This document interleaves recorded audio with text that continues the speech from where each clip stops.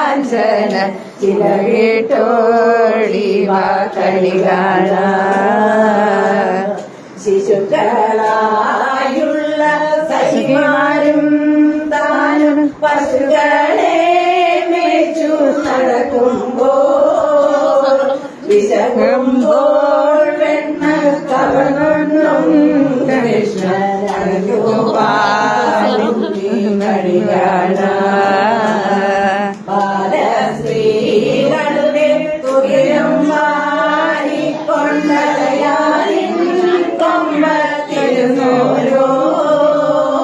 ശീലക്കേടുകൾ പറഞ്ഞും കാണിച്ചും നീലക്കാർവന്ന കളി കാണാൻ.